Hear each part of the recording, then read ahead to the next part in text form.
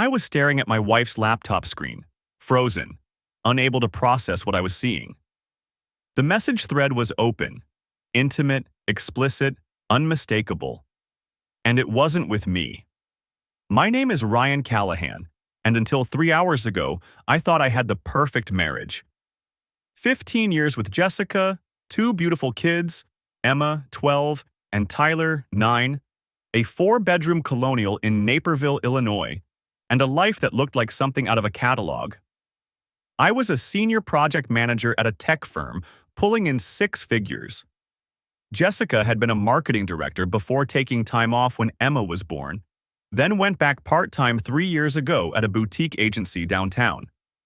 The laptop thing was pure accident. Mine had died mid-presentation prep, and I'd grabbed hers from the kitchen counter. She was upstairs putting the kids to bed. I wasn't snooping. I swear I wasn't. But when I opened it, her messages were right there, full screen, impossible to miss. Last Tuesday was incredible. I can't stop thinking about your hands on me. The response? Same here. When can we meet again? Thursday? Same hotel? Yes, I'll tell Ryan I have a late client meeting. My hands started shaking. I scrolled up. The conversation went back months, since January. It was now early October. 9 months of this. 9 months of lies, of late meetings and girls' nights and weekend conferences. The guy's name was Brandon Whitmore. From the context, he worked at her agency. Younger than me, his profile picture showed someone maybe 30, with that deliberately casual stubble and expensive haircut that guys like that always have. I was 42, starting to gray at the temples, carrying an extra 20 pounds I kept meaning to lose. I heard Jessica's footsteps on the stairs. My brain went into overdrive. Every instinct screamed to confront her right then, to throw the laptop in her face and demand answers. But something stopped me. Maybe survival instinct? Maybe the part of my brain that still worked in project management mode, analyzing risks and planning outcomes. I quickly pulled out my phone and started photographing the screen. Message after message. I scrolled back through weeks of conversations, snapping pictures of everything, hotel names, times, explicit descriptions of what they'd done together. Her telling him she'd never felt this way before. Him saying he was falling for her. My heart was hammering so hard I thought I might pass out. Hey babe, Jessica called from the hallway. Did you find what you needed?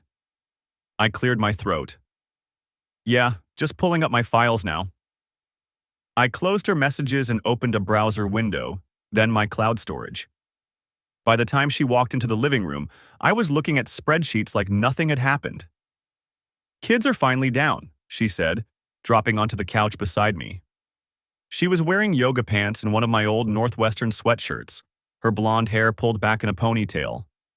She looked exactly like the woman I'd been married to for 15 years. The woman I'd met at a friend's barbecue, who'd laughed at my terrible jokes, who'd held my hand in the delivery room, twice. Tyler wanted 3 stories tonight. 3. I made myself smile. He's testing boundaries. Always. She leaned against me, and I felt her warmth, smelled her familiar lavender shampoo. My wife, my partner. The person I'd trusted more than anyone in the world. The person who'd been screwing someone else for 9 months. You okay? She asked. You seem tense. Just work stuff, I said. Big deadline coming up. She kissed my cheek. Don't stay up too late. I watched her head upstairs to our bedroom, our bed, where we'd made love just last weekend, where apparently she had no problem sleeping next to me after being with him. The rage hit me then, but I forced it down. I had to think clearly. I spent the next 2 hours at that kitchen table after transferring my photos to a secure cloud account. I created a new email address she didn't know about. I went through our phone records online. We had a family plan, and I was the primary account holder. There they were. Hundreds of texts to a number I didn't recognize. Calls during her lunch breaks, during her commute, late at night when she'd claimed to be checking work emails in the bathroom. I checked our credit card statements. Charges at hotels in downtown Chicago on days she'd said she was at the office. Expensive lingerie from boutiques I'd never seen her shop at. Certainly nothing she'd worn for me lately. Dinners at restaurants we'd never been to together. The evidence was overwhelming, methodical. She'd been living a completely separate life. Around midnight, I heard the bedroom door open upstairs. I quickly closed all the windows on my laptop. "Ryan?" Jessica appeared at the top of the stairs in her pajamas. "Are you coming to bed?" "Soon," I called up. "Just finishing something." "Okay, love you." Those words. How many times had she said them while this was going on? How many times had she kissed me goodbye and driven straight to meet him? "Love you too," I said automatically, and hated myself for it. After she went back to bed, I sat in the darkness of our kitchen, surrounded by the life we'd built together. The kids' artwork on the refrigerator, the family photos on the walls, the vacation souvenirs, the inside jokes, the shared history. All of it was a lie. But I wasn't going to explode. I wasn't going to make this easy for her. If Jessica wanted to destroy our family, she was going to face every consequence that came with it.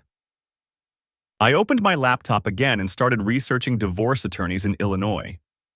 The coffee maker gurgled and hissed at 5:47 a.m., its familiar morning sounds cutting through the oppressive silence of the kitchen.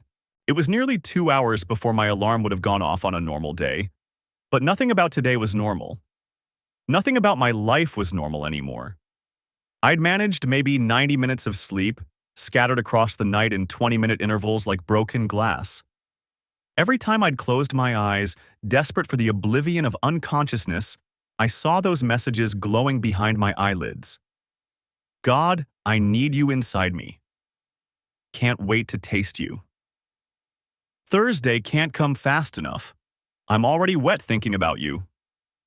The words had burned themselves into my brain with the permanence of a brand, and I knew with absolute certainty that I would never be able to unread them, never be able to unknow what I now knew about the woman sleeping upstairs in our bed. I sat at the kitchen table with my laptop, the same innocent-looking piece of technology that had detonated my entire life just 12 hours earlier. The morning light was just beginning to creep through the window, painting everything in shades of gray that seemed appropriate for the occasion. But this morning, I wasn't looking at Jessica's messages to Brandon. I'd read those so many times that I had them memorized, each word a small knife that twisted in my gut. No, I was looking at something else entirely. Something that had started as a nagging thought around 3 a.m. and had grown into a full-blown investigation by the time the coffee started brewing. My wife worked part-time at Kinsley Creative, a boutique marketing agency in downtown Chicago that occupied the third floor of a renovated warehouse in River North. 3 days a week, sometimes 4 when they had big campaigns or client presentations.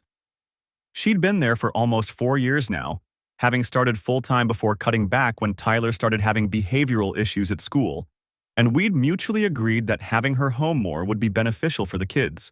What she actually did there, I was beginning to understand with a sickening clarity, had very little to do with marketing campaigns or client strategy sessions or any of the professional activities I'd imagined when she talked about her workday over dinner. But that wasn't the interesting part. That wasn't what had kept me awake and searching through files and browser history while the rest of the house slept. The interesting part was that Kinsley Creative had a client, a major one, representing a significant portion of their annual revenue, that I recognized immediately. The Houston Museum of Natural Science. I'd seen the paperwork months ago, spread across our dining room table, when Jessica was excited about landing the account. She'd been practically glowing that evening, talking about how competitive the pitch had been, how thrilled the partners were that Kinsley Creative had beat out 2 larger agencies. They were launching a new planetarium show, some big-budget production about stellar evolution and the life cycles of stars. Jessica's agency was handling the entire promotional campaign, from social media to print materials to the opening gala event. And Jessica, according to her own emails that I was now reading with fresh eyes and a growing sense of dread, had been assigned as the primary liaison, the point person, the one who would interface directly with the museum staff, coordinate timelines, manage deliverables. She'd made 3 trips to Houston since March of last year. 3 trips I'd thought were legitimate business travel, complete with itineraries and hotel confirmations and promises to bring the kids back souvenirs from the museum gift shop. I pulled up our credit card statements again, cross-referencing dates with the meticulous attention to detail that my job as a data analyst had trained me for. March 15th, 17, June 3 to 5, August 21-23. The Houston trips showed hotel charges at a Marriott near the museum district, restaurant charges at places with names like Brennan's and Papado, even a couple of Uber rides between the hotel and the museum. All properly expensed, all reimbursed by Kinsley Creative according to the deposit records in our checking account. All apparently legitimate, backed up by the kind of documentation that would satisfy any accountant or suspicious spouse. Except, I opened a new browser tab and searched for Houston Museum of Natural Science Planetarium staff, my fingers moving across the keyboard with a strange sense of inevitability, as if I already knew what I was going to find. It took me 40 minutes of methodical clicking through the museum's website, reading staff bios with their carefully crafted professional summaries, checking LinkedIn profiles and cross-referencing names. The planetarium had 6 full-time employees listed on their Meet Our Team page. 3 were women over 50, with impressive credentials and decades of experience in science education. 2 were men in their 60s, both with PhDs in astronomy or related fields, both looking grandfatherly and harmless in their staff photos. The 6th was listed as Planetarium Show Coordinator and Technical Operator, a title that apparently involved managing the complex projection systems and coordinating the live presentations that supplemented the automated shows. His name was Derek Paulson, age 32, according to a bio piece the museum had published when he'd been hired. Graduated from UT Austin with a degree in astronomy and a minor in digital media. Hired by the museum 18 months ago, right around the time the new planetarium show was entering its planning phases. His staff photo showed a lean guy with dark hair and the kind of casual good looks that probably made middle-aged women on business trips feel young again. He was wearing a museum polo shirt and an easy smile that I immediately wanted to punch off his face. His LinkedIn profile was more revealing, a digital breadcrumb trail that led exactly where I'd feared it would.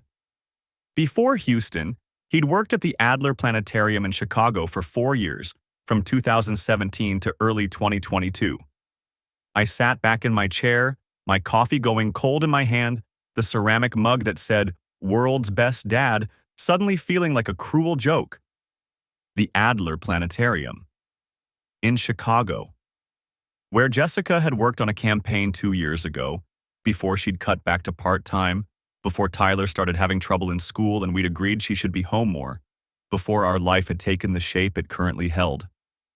With trembling hands, I pulled up her old emails, searching for Adler in the search bar. Found the project files from 2021, neatly organized in a folder labeled Adler Planetarium Campaign. Read through her correspondence with the client team, watching the professional relationship develop through the sterile language of business communication. There it was. An email chain from November 2021 discussing technical specifications for a promotional video they were producing. Derek Paulson was CC'd on half the messages, his email signature identifying him as the technical coordinator. His responses were professional, detailed, helpful, with the kind of enthusiasm that suggested he genuinely loved his work. He'd provided information about the planetarium's projection capabilities, suggested shots that would showcase the technology, offered to stay late if they needed to film during evening hours when the planetarium was closed to the public. And then, in January 2022, according to his LinkedIn profile, he'd moved to Houston to take the position at the Museum of Natural Science. 3 months later, in March, Jessica's agency had landed the Houston Museum account in what she described as a surprise upset. 2 months after that, in May, Jessica had made her first business trip to Houston. I opened a new document and started making a timeline, my analyst brain taking over, organizing information into a structure that made the pattern impossible to deny. Not of Jessica and Brandon. That affair was obvious. Documented in explicit detail. Done. This was something else. This was a pattern I was beginning to see. A modus operandi that suggested this wasn't just a one-time mistake or a moment of weakness. This was who Jessica was. This was what she did. Brandon Whitmore had started at Kinsley Creative in January of this year, just 8 months ago. The messages between him and Jessica had started almost immediately, within weeks of his hire date. But they weren't the first messages. They were just the most recent ones. They were just the affair I'd happened to discover. I went back into Jessica's laptop, digging deeper into her email archives, navigating through folders and subfolders with the grim determination of an archaeologist excavating a mass grave. She'd been careful about deleting texts. I'd already noticed that her text message history with Brandon only went back a few weeks, clearly regularly purged. But email was different. Email lived forever in the cloud, backed up on servers, archived automatically even when you thought you'd erased it. I found the trash folder, still containing emails from months ago that hadn't been permanently deleted. Found the archived folders that most people forgot existed. Found the folders she'd labeled with innocuous names like Project Files 2022 and Client Research and Reference Materials, the kind of boring labels that no one would think to open. Started reading and felt my stomach turn. Derek Paulson hadn't just been a professional contact. The emails from late 2021 had started professional enough. Discussions about planetarium technology, projection systems, audience engagement strategies, the kind of technical detail that would bore most people to tears. By December, they'd shifted in tone, becoming warmer, more personal. Comments about how much they'd enjoyed working together. Mentions of inside jokes from their planning meetings. Suggestions to grab coffee when Derek was in town for the holidays visiting family. Then Derek moved to Houston in January, and the emails became less frequent. But they didn't stop. And in March, when Jessica made her first trip to Houston, the tone changed again in ways that were impossible to misinterpret. Nothing explicit. Jessica was too smart for that in email, too aware that work correspondence could be subpoenaed or reviewed. But the subtext was clear to anyone who knew what to look for. Can't wait to see you in person. Feels like forever since Chicago. Dinner at Brennan's was amazing. We should make it a regular thing when I'm in town. Missing our late-night conversations about the universe and everything else. I pulled up the credit card statements for those Houston trips again, this time cross-referencing them with Jessica's expense reports that I found saved on her laptop in a folder labeled Reimbursements. The hotel charges matched. The Marriott near the museum, $189 per night. The restaurant charges matched. Brennan's, Papado, a steakhouse called Vic and Anthony's. But there were other charges too. Charges that hadn't been expensed, that had come straight out of our joint checking account. A wine bar called 13 near the museum district. A boutique hotel called Hotel Zaza that was definitely not the Marriott where Kinsley Creative had booked her room. Room service charges at 11 p.m. and again at 1 a.m. The pattern was clear, undeniable, sickening. Jessica would fly to Houston for legitimate business. She'd attend meetings during the day, do her actual work, maintain the professional facade that kept the paychecks coming and the expense reports approved. And then at night, she'd meet Derek Paulson. The affair had lasted about 5 months, based on the email trail and the credit card charges. From March through July of last year. Then it had cooled off. The emails became professional again, distant, formal. Derek had started dating someone. I found a reference to a girlfriend named Amanda in a June email where he'd politely declined a dinner invitation, saying he had plans.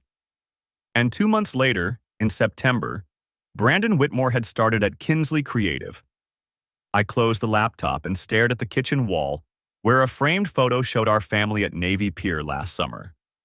Jessica was smiling, her arm around Emma, Tyler making a goofy face at the camera. I was standing behind them, my hand on Jessica's shoulder, squinting slightly in the bright summer sun. Last summer, July. Right around the time the Derek thing had ended and before the Brandon thing had started. There'd been a gap. Maybe 6 weeks, possibly 2 months. And I remembered that time now with horrible, crystalline clarity. Jessica had been affectionate during that period, unusually attentive. We'd had sex more frequently than we had in months, maybe years. She'd suggested the Navy Pier trip, had been the one to insist we take a family photo, had posted it on Facebook with a caption about being blessed with this amazing family. I'd thought we were in a good phase. I'd thought she was happy, that maybe we'd turned a corner in our marriage. I'd felt hopeful. Now I understood. She'd been between affairs, recalibrating, filling the void with her family until the next opportunity presented itself, biding her time. The Houston connection kept nagging at me through the rest of that sleepless night. Derek Paulson, planetarium employee. Business trips that weren't quite business. I pulled up Jessica's old calendar from last year, the one synced to our shared family account. March through July showed 5 trips to Houston, each one labeled Planetarium Consultation, Educational Program Development. Legitimate on the surface. Jessica had been working with the Museum of Science and Industry in Chicago on their astronomy exhibits. Houston's planetarium was one of the best in the country. Made perfect sense for her to visit. Except I'd found those hotel charges, the expensive dinners, the gaps in her daily check-ins with me and the kids. I opened a new browser window and searched for Derek Paulson's social media. Found him easily. He had a public Instagram account showcasing astrophotography and planetarium work. Good-looking guy, early 30s, that casual intellectual vibe some women found irresistible. Lots of posts from the Houston Museum of Natural Science Planetarium. Then I scrolled back to last summer. July. Right when Jessica's affair with him apparently ended. There it was. Derek with his arm around a pretty brunette, both of them grinning at some outdoor concert. Caption read, "Best summer ever with this one." The post was dated July 18th. I checked Jessica's records. Her last Houston trip had been July 12th, 1 week before Derek went public with his new relationship. My stomach twisted. Jessica hadn't ended it. He had. She'd been dumped. That explained the attentive phase. She'd been hurt, maybe even genuinely trying to recommit to our marriage, or just licking her wounds until she found the next target. I kept scrolling through Derek's feed. More photos with the brunette through August and September. Then in October, a post from a wedding. Derek and the brunette, now his wife apparently, at someone else's ceremony. So he'd moved on. Found someone, gotten serious, gotten married. And Jessica? She'd found Brandon by January. The pattern was clear now. This wasn't about our marriage failing. This was about Jessica needing something, validation, excitement, whatever, that she got from these affairs. When one ended, she'd eventually start another. How many had there been before Derek? Before I'd even thought to look? I pulled up our credit card statements going back 3 years. Started searching for anomalies. Hotel charges in cities where Jessica claimed to be staying with college friends. Restaurant bills on nights she said she was working late. Purchases that didn't match what showed up in our house. The sun was coming up by the time I finished. My eyes burned. My head pounded. But I had a timeline now. 3 years of data. At least 4 distinct patterns of suspicious activity. Derek was just the one I could confirm because of the Houston connection and the text messages I'd found. 4 affairs, maybe 5, in 3 years, and I'd noticed nothing. Trusted completely. Believed every explanation. The bedroom door opened upstairs. Jessica's footsteps crossed to the bathroom. Water ran. Normal morning sounds in a house that felt anything but normal now. I closed all the browser windows and deleted my search history. Opened up a work email instead. Something innocuous about project timelines. Jessica came downstairs 20 minutes later, hair wet from the shower, wearing jeans and one of my old Northwestern sweatshirts. "You're up early," she said, heading for the coffee maker. "Couldn't sleep?" "Project deadline," I said, not looking up from my laptop. "Wanted to get a jump on it before the kids wake up." She poured coffee, added cream, came to stand behind my chair.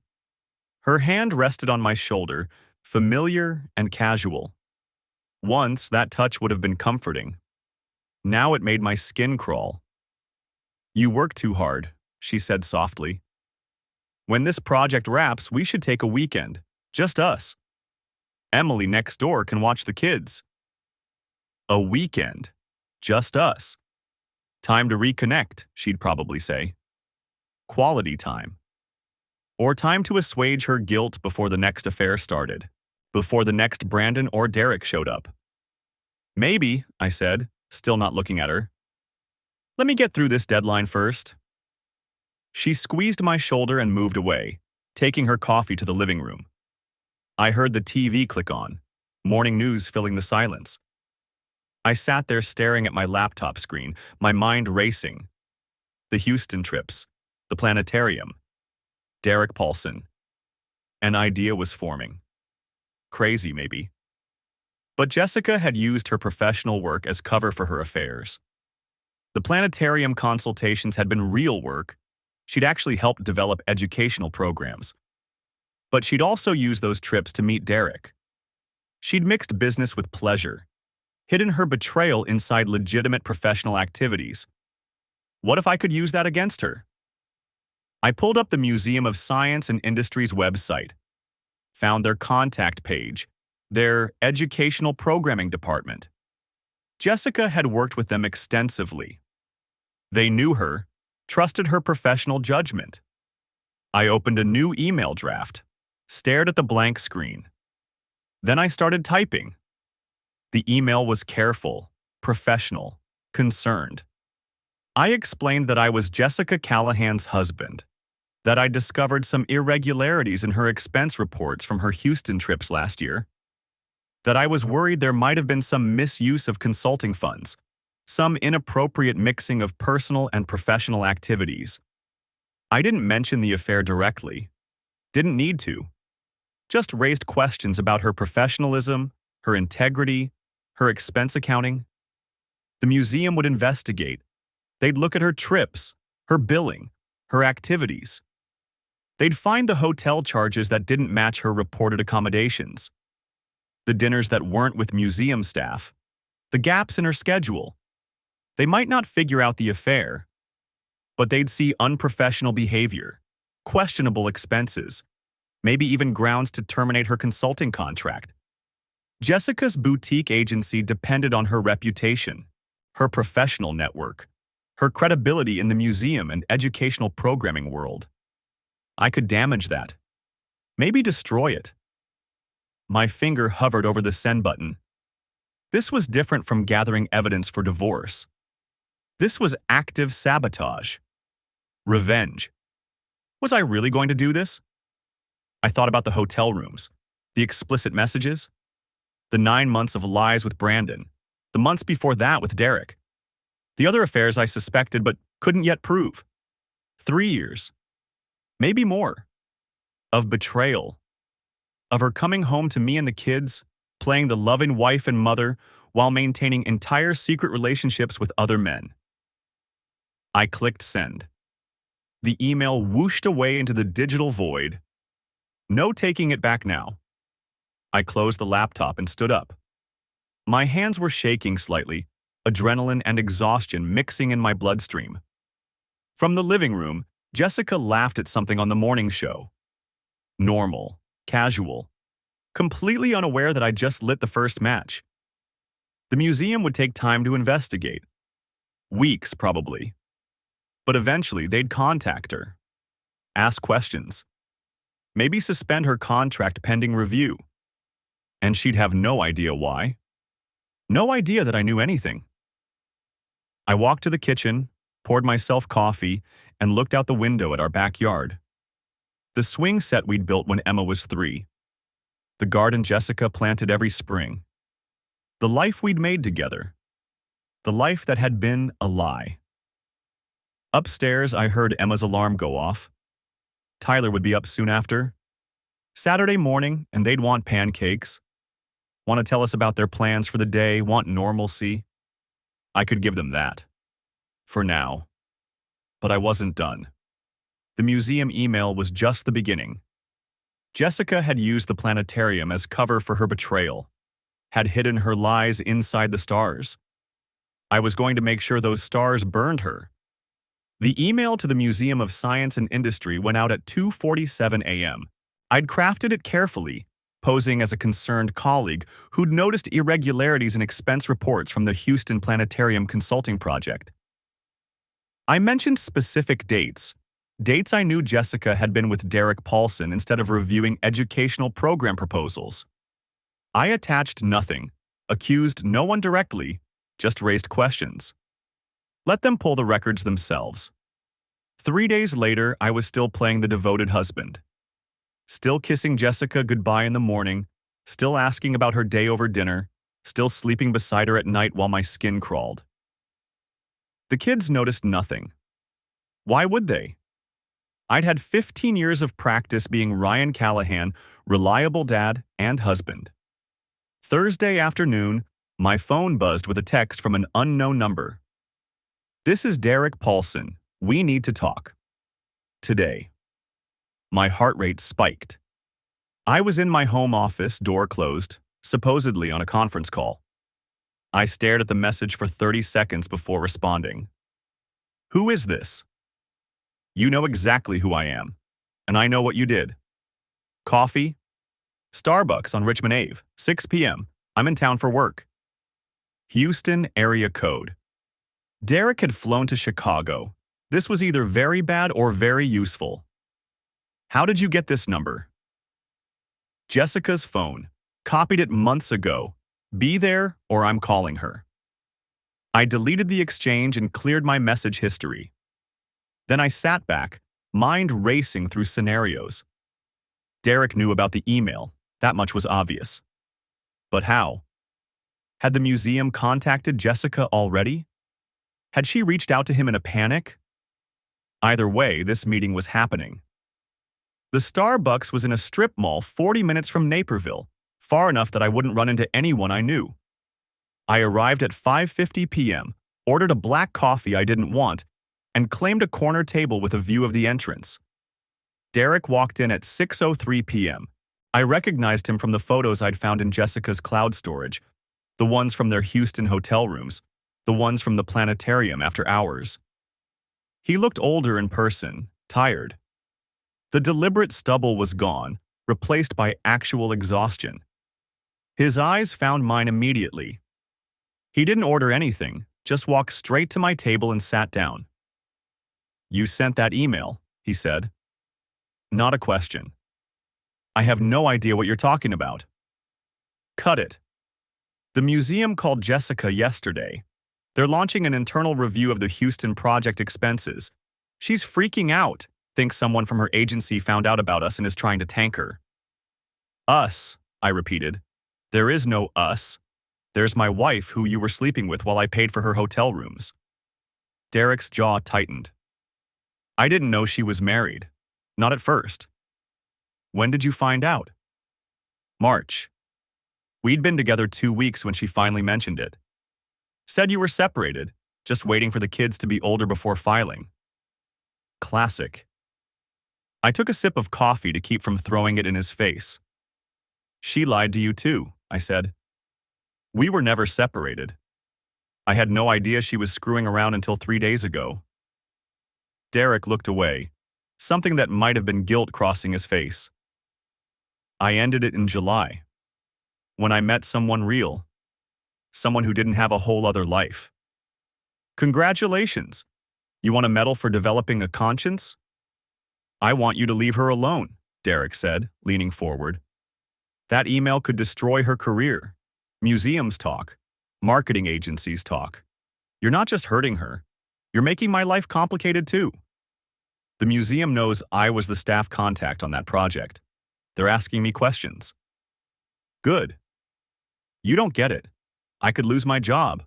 My girlfriend works in the same industry. If this gets out, then maybe you shouldn't have been having an affair with a married client. Derek's hands balled into fists on the table. For a second, I thought he might actually swing. I almost wanted him to. Give me a reason. Instead, he pulled out his phone. I saved everything, every text, every photo she sent me. I was going to delete it all when I met Amber, but something told me to keep it. Insurance, you know? Insurance against what? Against this. He turned the phone toward me. On the screen was a message thread between him and Jessica. Recent. From 2 days ago. Derek, please. Someone sent the museum an anonymous email about Houston. Did you tell anyone about us? No. Why would I? I told you we're done. This could ruin me. If they dig into those expense reports. You should have thought about that before you lied about everything. Please, I need your help. Can you tell them the meetings were legitimate? That I was actually working? I'm not lying for you, Jess. I'm done. I read it twice. Jessica was panicking, reaching out to her ex-lover for help covering her tracks. The woman who'd been curled up against me last night, smelling of lavender shampoo, asking if I'd remembered to schedule Tyler's dentist appointment. Why are you showing me this? I asked. Because I'll send her everything. Every photo, every message, every detail about what we did and where. I'll send it to you, to her boss, to anyone you want. But you have to pull back on the museum thing. Tell them it was a mistake, a misunderstanding. I'll confirm the meetings were real. We both walk away clean. I stared at him. You're blackmailing me into protecting your job. I'm offering you ammunition in exchange for making this go away. You want to divorce her? Fine. You want to take her for everything? Here's your evidence. But I'm not losing my career because you want revenge. The audacity was almost impressive. This man had been sleeping with my wife for 4 months, and now he was negotiating terms like we were business partners. Send me everything, I said. Tonight. Every message, every photo, every receipt. Then delete her number and never contact her again. And the museum? I'll send a follow-up email tomorrow. Say I reviewed the records more carefully and was mistaken. Apologize for the confusion. Derek studied me, looking for the trap. How do I know you'll actually do it? You don't. But if you don't send me those files in the next 2 hours, I'll make sure the museum knows exactly what kind of consulting Jessica was doing in Houston, with dates, times, and hotel room numbers. Your choice. He stood up. You're just as bad as she is. No, I said. I'm worse, because I'm doing this with my eyes open. Derek sent the files at 8:17 p.m., a zip folder containing 847 text messages, 216 photos, and 34 videos.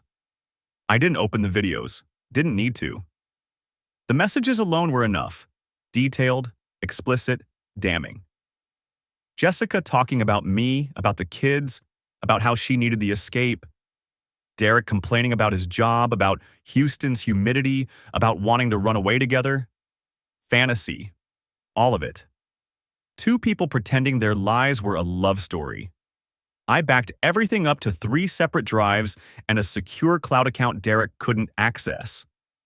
Then I drafted the follow-up email to the museum, apologizing for the confusion, explaining I'd misread some documentation. Sent it at 9:03 p.m. Jessica came home at 9:30 p.m. later than usual. She looked exhausted. "Rough day?" I asked from the couch. "The museum client is being difficult, questioning some old expense reports from last year. It's nothing, just bureaucratic nonsense, but I had to pull all these records." She dropped her bag and rubbed her temples. "I'm going to take a bath. Want company?" She smiled, tired but genuine. "Maybe later. I just need 20 minutes to decompress." I listened to her footsteps on the stairs, the bathroom door closing, the water running. Then I opened my laptop and started searching for divorce attorneys again. This time, I had everything I needed. Evidence of at least 2 affairs. Financial records showing Jessica's deception. Text messages proving she'd lied to both her husband and her lovers. And now, thanks to Derek's self-preservation instinct, a complete archive of one affair from beginning to end. My phone buzzed. Another unknown number. "You kept your word. We're done here." Derek. I deleted the message and blocked the number. Upstairs, Jessica was singing in the bath. Some pop song from the radio, off-key and carefree. The sound of someone who thought she'd dodged a bullet, who believed her secrets were still safe. I had 3 weeks of documentation now. 3 years of lies, condensed into spreadsheets and screenshots and zip files. The divorce would be brutal. The custody battle would be worse. But I'd make sure everyone knew exactly who Jessica Callahan really was. Starting with her employer. The planetarium connection gnawed at me for days after Derek's email. I kept thinking about Jessica's enthusiasm when she'd come back from those Houston trips. How she'd talked about the amazing planetarium show, the brilliant lecturer who'd explained constellation mythology. I'd thought she was just being passionate about her work. Now I knew she'd been passionate about something else entirely. It was Saturday morning when the idea hit me. Jessica had taken Emma to a soccer game. Tyler was at a friend's house. I had the house to myself and a memory that wouldn't let go. I went up to the attic and started digging through storage boxes until I found what I was looking for. The small star projector Jessica had brought back from Houston. She'd presented it as a gift for the kids, said it would help them learn constellations. We'd used it maybe twice before it got relegated to the attic with all the other forgotten toys. The box was dusty, innocuous. Starlight Pro Home Planetarium System, printed across the side in cheerful blue letters. I carried it downstairs to my office and plugged it in. The device hummed to life, projecting a dome of stars across my ceiling. Standard constellations: Orion, Ursa Major, Cassiopeia. Nothing unusual. I clicked through the preset programs. Winter sky, summer sky, southern hemisphere. Then I found the custom programs menu. There were 3 saved files. Kids learning, romantic evening, and one labeled simply private. My hands were steady as I selected the 3rd file. The stars shifted. The standard constellations dissolved, replaced by something else entirely. Points of light began forming patterns I didn't recognize at first. Then words appeared, traced in glowing dots across my office ceiling. For my cosmic lover, D. The stars rearranged themselves into new configurations. Not real constellations, personal ones. A pattern that vaguely resembled 2 figures intertwined. Another that formed a heart. Then coordinates appeared: 29,76040 N, 953698 W, Houston's exact latitude and longitude. The program cycled through what must have been a dozen custom star patterns. Some were abstract. Others were explicit enough that I felt my face flush despite my anger. Derek had apparently been quite creative with the planetarium software, but it was the final sequence that made my breath catch. The stars formed letters again, spelling out a message one constellation at a time. Our supernova moment. March 15th, 3:47 a.m. When the universe aligned. And I showed you the real stars. I sat there in the darkness, watching Derek's love letter to my wife play out in artificial starlight. She'd kept it. For over a year, this thing had been sitting in our attic, a secret planetarium show just for her. I wondered how many times she'd come up here alone, reliving whatever supernova moment she'd shared with Derek Paulson while I was downstairs helping our kids with homework. The rage was familiar now, almost comfortable.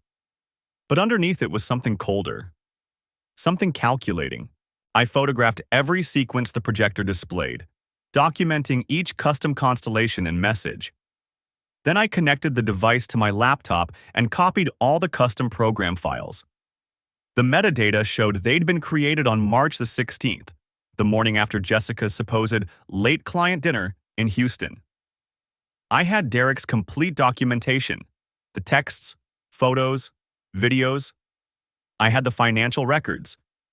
And now I had this.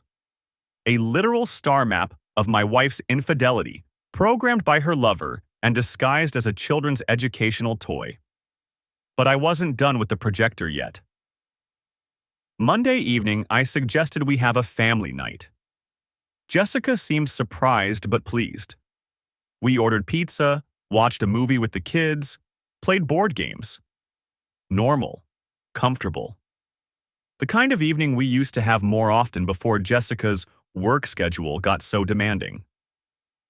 After Emma and Tyler went to bed, Jessica curled up on the couch beside me. "This was nice," she said, resting her head on my shoulder. "We should do this more often." "I was thinking the same thing," I said. "Actually, I have a surprise for you." She looked up, curious. "Oh? Remember that star projector you brought back from Houston? I found it in the attic. Thought we could set it up in the bedroom. Be romantic." Her expression flickered, just for a second. Surprise, maybe, or concern. But she recovered quickly, smiling. "That's sweet, babe. Sure, that sounds nice." 20 minutes later, I had the projector set up on Jessica's nightstand, aimed at our bedroom ceiling. She was in the bathroom, getting ready for bed. I could hear water running, the familiar sounds of her nighttime routine. I queued up Derek's custom program. When Jessica came out, she was wearing one of my old t-shirts, her hair damp from washing her face. She climbed into bed beside me, and I turned off the lights. "Ready?" I asked. "Ready?" I pressed play. The stars appeared first, beautiful, innocent. Jessica made a small, appreciative sound. Then, the custom constellations began. I watched her face in the dim glow of the projected stars. Watched her freeze as Derek's message appeared on our ceiling. Watched the color drain from her cheeks as the explicit patterns formed, one after another. "For my cosmic lover, D. Ryan." Her voice was barely a whisper. "Shh," I said calmly. "Just watch. It's quite a show." The coordinates appeared. The date. The increasingly intimate constellation patterns that Derek had created for her. Jessica sat up, reaching for the projector. I caught her wrist. Not hard, but firm. "Let it finish." "Please." I said, "Let it finish." She was shaking now, tears streaming down her face as Derek's star map of their affair played out above our marriage bed. When the final message appeared. Our supernova moment. I finally released her wrist and turned off the projector. The darkness was absolute. "How long have you known?" Her voice was small, broken. "Long enough." I turned on the bedside lamp. She flinched in the sudden light, mascara streaked and pale. "Derek was very helpful, actually. Did you know he kept everything? Every text, every photo, even the videos you two made." "Oh God."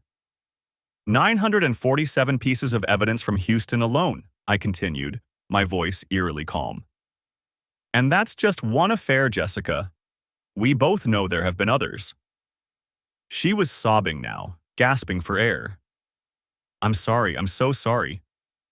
"The thing is," I said, standing up, "I'm not interested in your apologies.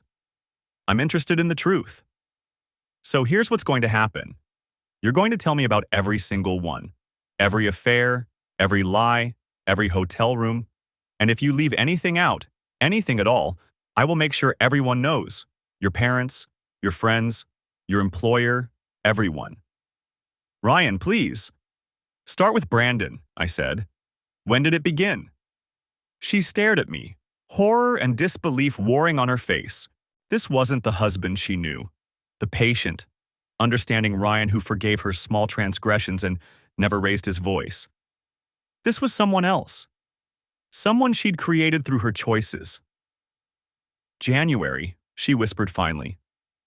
At the agency holiday party in January. Good. Keep going. She talked for 3 hours. Brandon, Derek, a guy named Kevin from a conference in Denver. Another one, Tom or Tim, she couldn't remember, from a work trip to Seattle. Maybe others she wasn't sure about because she'd been drinking. I recorded every word on my phone. When she finally ran out of confessions, when she was hoarse from crying and talking, I stood up. Where are you going? Panic in her voice. Guest room. I'll sleep there from now on. Ryan, wait. We can fix this. We can go to counseling. I'll do anything. I looked at her, really looked at her. This stranger wearing my wife's face. You're right, I said. You will do anything. You'll move out by Friday. You'll tell the kids whatever story we agree on. And you'll sign whatever papers my attorney puts in front of you. Because if you don't, every piece of evidence I have, and Jessica, I have so much evidence, goes public. Your choice. I left her there, crying in our bed under the dark ceiling where her lover's stars had just been shining. The guest room was cold and unfamiliar, but I slept better than I had in weeks. The black hole had finally swallowed all her lies. Now it was time for the real consequences to begin. The planetarium projector sat on my desk at work, still in the canvas bag Derek had given me. I'd brought it in Monday morning, 3 days after the confrontation, telling Jessica I was taking it to get it appraised. She'd barely looked up from her phone. She was still in the house, still sleeping in the guest room, still pretending this could somehow be salvaged. I unzipped the bag and pulled out the device. It was heavier than it looked. Maybe 15 pounds of precision optics and custom programming. Derek had walked me through the basics over the phone. The projector used a series of rotating discs and LED arrays to cast star patterns. The custom programs were stored on a removable SD card.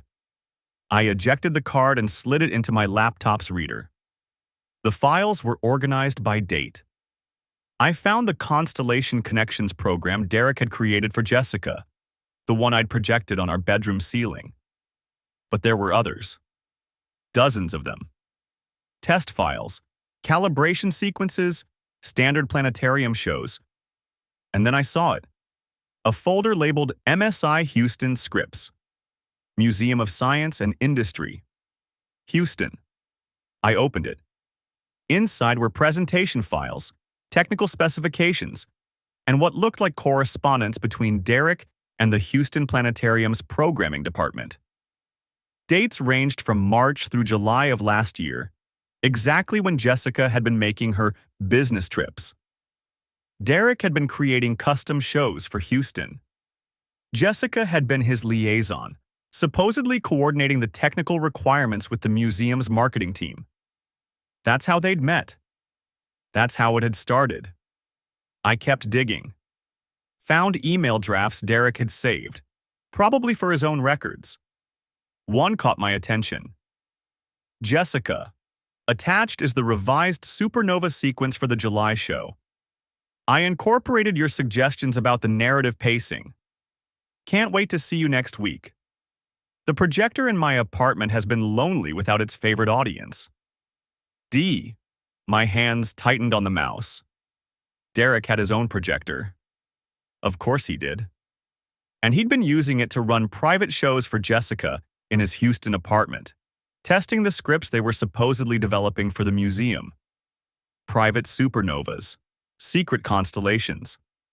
I copied everything to a secure folder, then pulled up the custom program Derek had given me. the one with their special star patterns. The technical file showed modification dates, timestamps for when each element had been added or changed. I opened the editing software Derek had mentioned. It took me 20 minutes to figure out the interface, but once I understood the basic structure, it was surprisingly simple. Each star was a coordinate point. Each constellation was a connected series of points. The narrative text was overlaid at specific timestamps. I could change anything. I spent the next hour scrambling the coordinates. Where Derek had carefully plotted romantic constellations, I randomized the star positions. Where he'd programmed text to read "Our stars align," I changed it to display financial data, hotel charges, mileage records, timestamps from Jessica's phone location history. I replaced his supernova sequence, a beautiful explosion of light that had probably symbolized their passion or some other garbage, with a simple black screen. A void. A black hole swallowing everything. Then I saved it all back to the SD card and loaded it into the projector. That evening, I set up the projector in our bedroom again. Same position on the dresser, same angle toward the ceiling. Jessica came home around 7. I heard her downstairs talking to the kids, helping Tyler with homework, playing the role of mother while her world collapsed around her. Around 9, after Emma and Tyler were in bed, she came upstairs. "Ryan, we need to talk about the logistics," she said from the doorway. "I spoke with an attorney today. She said we should come in here." She hesitated. "I don't think I want to show you something." She stepped into the bedroom, keeping distance between us. Her eyes went to the projector on the dresser, and I saw recognition flicker across her face. "Not again," she said. "I already told you everything. You told me what you thought I already knew." I picked up the remote Derek had included. "But I've been doing more research, found some interesting files on this thing." I turned off the lights and activated the projector. The ceiling lit up, but instead of Derek's carefully crafted constellations, the stars scattered in chaotic patterns. Random points of light with no meaning, no connection. Jessica stared up at it. "What did you do?" "I fixed it." See, Derek's version was fiction, a nice story about two people written in the stars. But this, I pressed another button, and text appeared. Hampton Inn, Houston, March 14th, 2:47:83. This is reality. More text scrolled across the ceiling. Hotel names, dates, charges, all pulled from the credit card statements I'd found. "Stop it," Jessica said. I didn't stop. The projector cycled through more data. Phone records showing calls to Derek's number. Location pings from her phone placing her at his apartment building. Timestamps that proved she'd lied about client meetings, conference calls, site visits. "You used the planetarium project as your cover story," I said. "Told me you were coordinating with Houston's marketing team, but really, you were just sleeping with their programmer." "It wasn't like that." "No? Then what was it like, Jessica? Explain the private shows. Explain why Derek was running supernova scripts in his apartment with you as his favorite audience." She wrapped her arms around herself. "It was part of the project. We had to test the sequences before the actual shows." At midnight? In his bedroom? The ceiling went dark. My programmed black hole, swallowing all the scattered stars. The room fell into complete darkness, except for the faint glow of the projector's power indicator. "You turned our marriage into a script," I said. "Every trip, every excuse, every lie. You wrote it all out like one of Derek's planetarium shows, and I sat here in the audience watching your performance, believing every word. I never meant to hurt you. You meant exactly this. You planned it, coordinated it, executed it perfectly." I turned the lights back on. "But here's the thing about scripts, Jessica. They can be rewritten." She looked at me, mascara starting to smudge. "What does that mean?" I ejected the SD card from the projector. It means I'm done being your audience. I'm taking control of the narrative now. The next morning, I called in sick to work and drove to the Museum of Science and Industry in Chicago. Not the Houston location, ours. The one where Jessica had done legitimate marketing work before the Houston project. I asked for the director of programming, got transferred 3 times before reaching someone named Patricia Owens, a woman in her 50s who remembered Jessica's work on their spring exhibition campaign. I'm calling about the Houston Planetarium collaboration from last year, I said. My wife was the marketing liaison. I'm trying to understand the scope of the project. Patricia paused. I'm sorry, who did you say you were? Ryan Callahan, Jessica Callahan's husband. There's been some confusion about her expense reports, and I'm trying to verify the business travel. Mr. Callahan, I'm not sure I should be discussing internal project details with... Was there actually a Houston collaboration? Another pause. Longer this time. We had preliminary discussions about coordinating programming between our facilities, but the project never moved beyond the planning phase. Budget constraints. My grip tightened on the phone. When did it get canceled? The proposal was declined in February, last year. February. Jessica had made her first trip to Houston in March. So there was no active project from March through July? No. We sent a courtesy notification to Houston that we wouldn't be pursuing the collaboration. After that, any work they did was independent of our involvement. I thanked her and ended the call. Jessica had continued the trips even after the legitimate project died. She'd kept up the charade, kept telling me about coordination meetings and technical reviews for a program that didn't exist. She'd fabricated the entire thing. I sat in the museum parking lot, watching families walk in and out, kids pointing at the building, excited about the exhibits, parents holding hands, taking photos. The projector sat in the passenger seat, Derek's scrambled stars still loaded on the SD card. I pulled out my phone and searched for Houston Planetarium shows. Found their current schedule, their upcoming events. They were running a special meteor shower simulation this weekend, a sold-out show featuring cutting-edge projection technology and immersive sound design. Derek's work, probably, his programming. I opened my email and started typing. 2. Houston Museum of Science and Industry, Technical Department. Subject: Critical Equipment Malfunction Report. I am writing to inform you of a serious calibration issue with the Zeiss Planetarium projector systems used in your meteor shower presentations.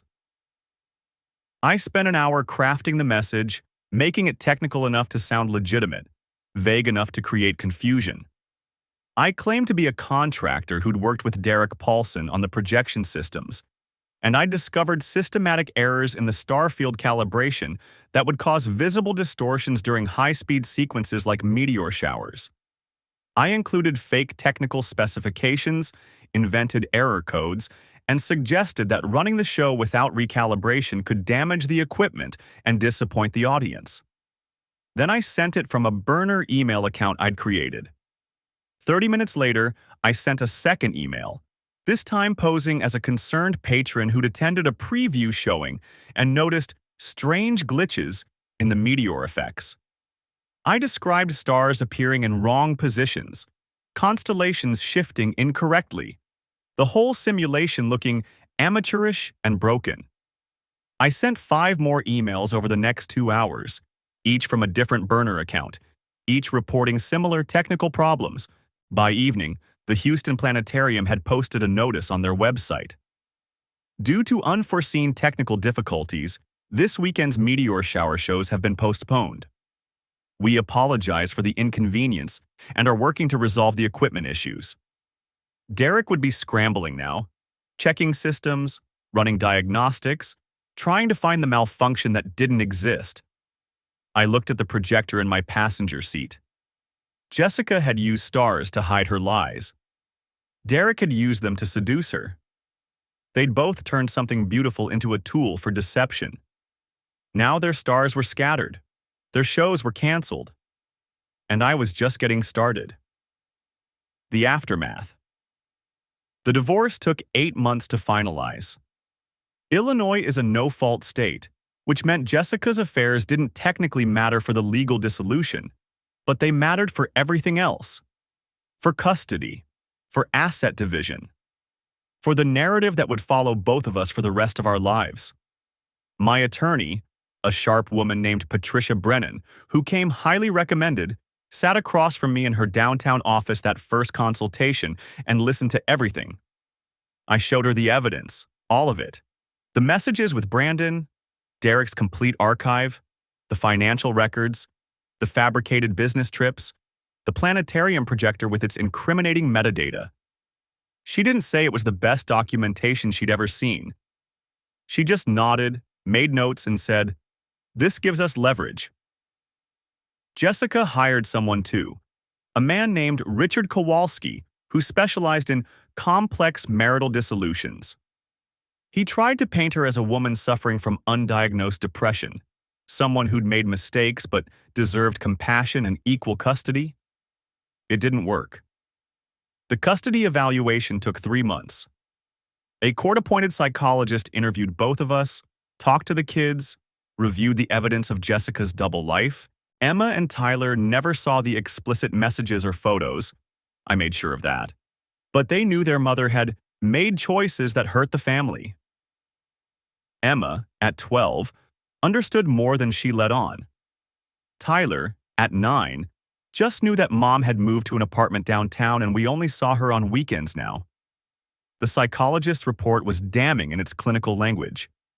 Jessica's pattern of deception, her willingness to maintain separate realities, her prioritization of personal gratification over family stability, all of it pointed to someone who'd compartmentalized her life so completely that she'd lost sight of her responsibilities as a parent. I got primary custody. Jessica got alternating weekends and 1 evening per week. She cried when the judge read the decision. I felt nothing. The financial settlement was more complicated. We'd been married 15 years, long enough that Illinois law entitled her to a significant portion of our marital assets. But the expense records helped. All those hotel rooms, those dinners, those purchases she'd hidden or lied about, they added up to tens of thousands of dollars of marital funds spent on extramarital affairs. Patricia argued for reimbursement. Kowalski argued it was punitive. The judge split the difference, reducing Jessica's share of the assets by 30% and ordering her to repay $18,000 in documented affair-related expenses. Jessica's career imploded on its own. The Museum of Science and Industry quietly ended their relationship with her after my anonymous tip triggered their internal review. They never found proof of the affair with Derek. He'd covered his tracks too well, but they found enough irregularities in her expense reports and scheduling to justify terminating her contract. Word spread in the tight-knit museum and cultural institution community. Jessica's boutique agency let her go 3 months later, citing restructuring, but I knew the real reason. Her professional reputation was toxic now. Brandon Whitmore left Kinsley Creative around the same time. I never contacted him directly, never sent the evidence to his employer. I didn't need to.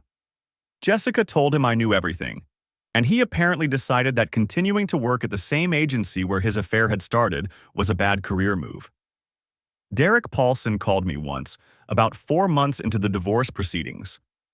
I'd kept my word about the museum email, sent the retraction, cleared his name, but he wanted to make sure I wasn't planning any other surprises. "We had a deal," he said, his voice tight with barely controlled anger. "And I kept it," I replied. "You're not my problem, Derek. You never were." "Jessica told me you're taking everything. The house, the kids, her career. Jessica made her choices. I'm just making sure she lives with the consequences." "You're destroying her." "No," I said. "She destroyed herself. I'm just refusing to help her hide the wreckage anymore." He hung up. I never heard from him again. The house felt different after Jessica moved out. Quieter. emptier, but also cleaner somehow, like a wound that had finally been disinfected and could start healing properly. Emma struggled the most. She'd been old enough to sense the tension before the separation, young enough to blame herself for not preventing it. We did therapy, both individual sessions for her and family sessions with Tyler. The therapist was patient, skilled at helping them process their anger and confusion without forcing them to take sides. Tyler bounced back faster. He missed his mom, asked when she was coming home for the first few weeks, but eventually adjusted to the new normal. Kids are resilient that way. They adapt. I adapted too, though it took longer than I expected. For months, I carried the anger like a stone in my chest. Every time I saw Jessica at custody exchanges, every time she tried to make small talk about the kids' schoolwork or upcoming events, I felt that rage flare up again. She'd act like we were friendly co-parents, like this was just an unfortunate situation we were navigating together. Like she hadn't spent years lying to my face. But anger is exhausting. And eventually, I got tired. The planetarium projector stayed in my office at work for a while, still loaded with my scrambled version of Derek's Star Show. I'd look at it sometimes, remembering that night I'd confronted Jessica, the way her face had looked when she'd seen her lies projected on our bedroom ceiling. One day, about a year after the divorce was finalized, I took it to a donation center. Just dropped it in the electronics bin and walked away. I didn't need it anymore. Jessica tried to rebuild. She found work at a smaller agency, took a pay cut, moved to a smaller apartment. She stayed consistent with her visitation schedule, showed up when she was supposed to, didn't make excuses.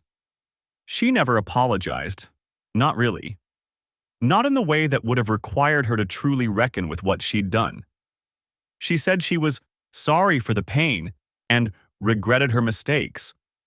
But those were just words. Therapy speak. The language of someone who'd been coached on what to say but didn't actually feel it. I didn't need her apology anyway. I'd stopped waiting for her to suddenly develop self-awareness or genuine remorse. Emma graduated from 8th grade 2 years after the divorce. Jessica came to the ceremony, sat 3 rows behind me, clapped when Emma's name was called. Afterward, we took separate photos with Emma. No family portrait, no pretense of unity. Emma handled it with the weary grace of a kid who'd grown up too fast.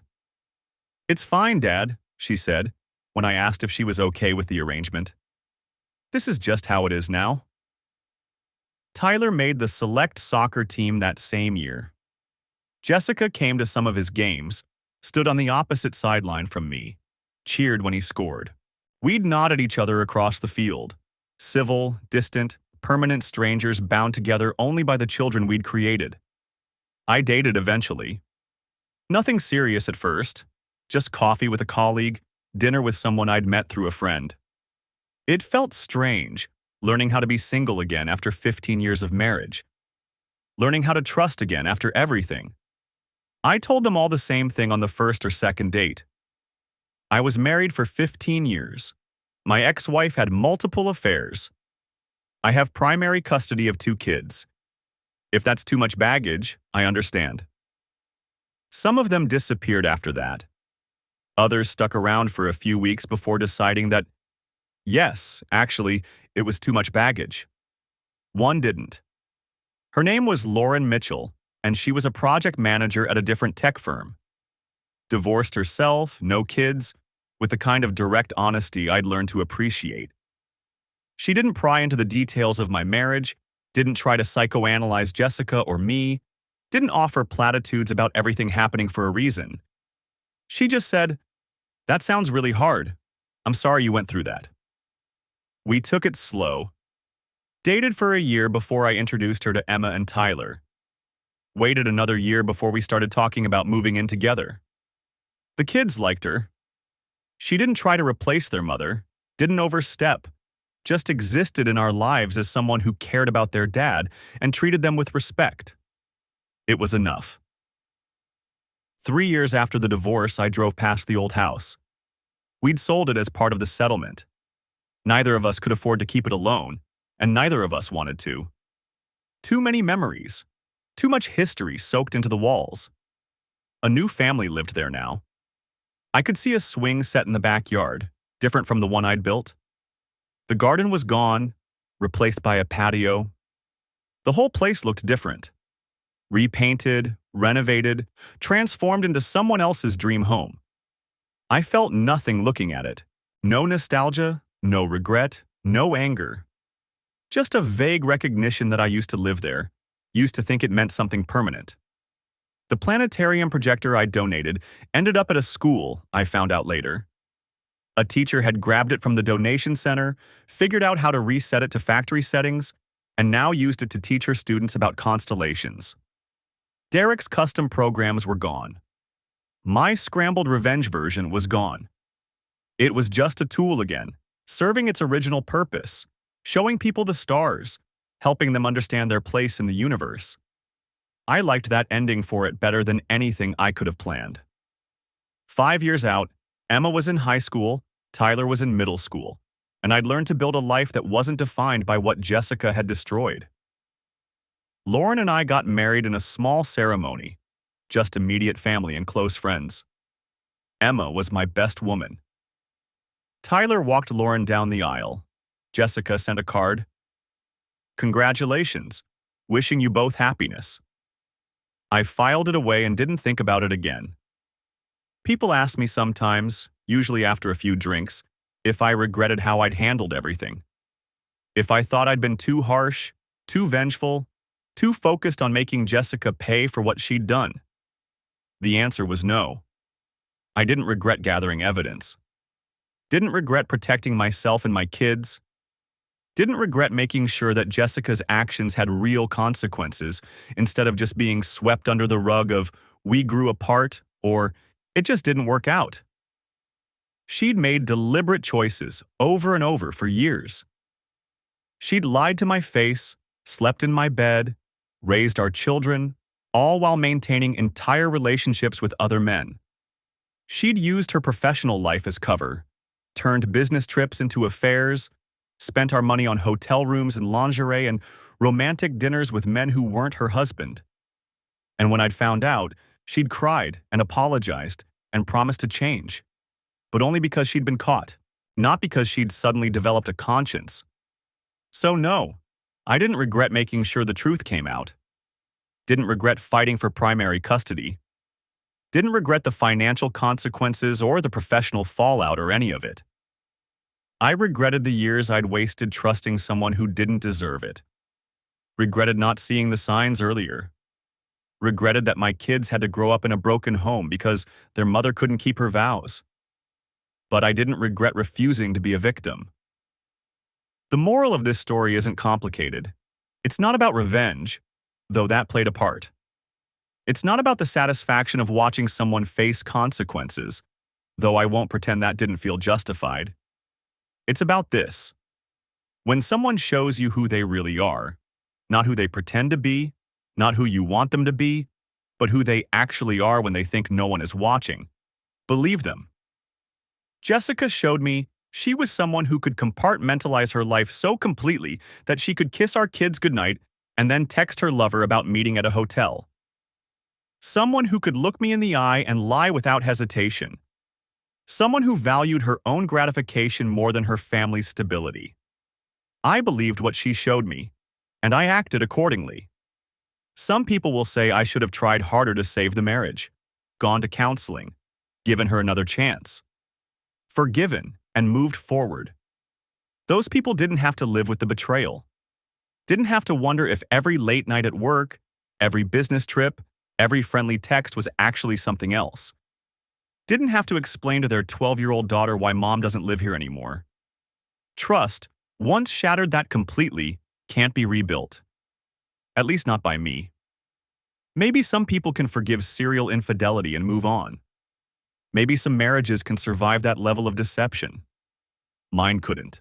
And I wasn't going to spend the rest of my life trying to resurrect something that had been dead for years. I just hadn't known it yet. So I let it die, gave it a proper burial, and built something new from the ashes. Emma's in college now, studying psychology.